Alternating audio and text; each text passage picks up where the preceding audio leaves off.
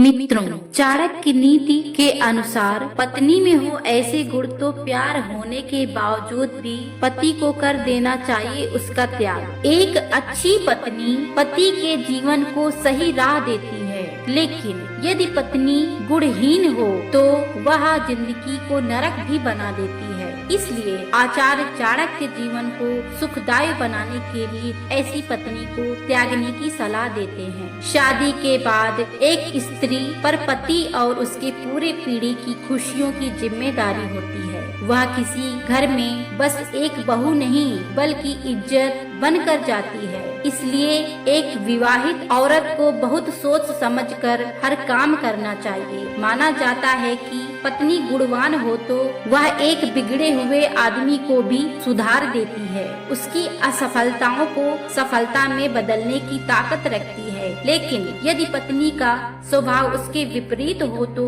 इसका परिणाम परिवार के हर सदस्य को भुगतना पड़ सकता है। खुद पति भी कभी अपने जीवन में सुख का अनुभव नहीं कर पाता। चाणक्य के पुस्तक में इस चीज का जिक्र किया गया है कि यदि पत्नी में पतन करने वाले गुण हो तो उसे छोड़ देना ही उचित होता है। खराब पत्नी की पहचान इन लक्षणों से आप कर सकते हैं। जो स्त्री सोच विचार कर ना बोले। चाणक्य नीति के अनुसार ऐसी पत्नी के त्याग को सही माना गया है, जिसका अपनी वाणी पर वश ना हो और जो बहुत कठोर शब्दों का प्रयोग करे, क्योंकि ऐसे लोग कुछ भी बोल देते हैं जिससे बहुत बड़ी हानि हो सकती है। साथ ही इस तरह के लोग किसी दूसरे की भावना की चिंता नहीं करते हैं। जो स्त्री बात को बिना समझे गुस्सा करे। गुस्सा आना इंसान की प्रकृति है, लेकिन जब कोई इससे ग्रसित होता है तो वह अपने आसपास के लोगों के जीवन को भी कष्टदायक बना देता है। इसलिए आचार्य चाणक्य कहते हैं कि जिस पत्नी का स्वभाव गुस्सैल होता है उसे अपने और अपने परिवार की खुशियों के लिए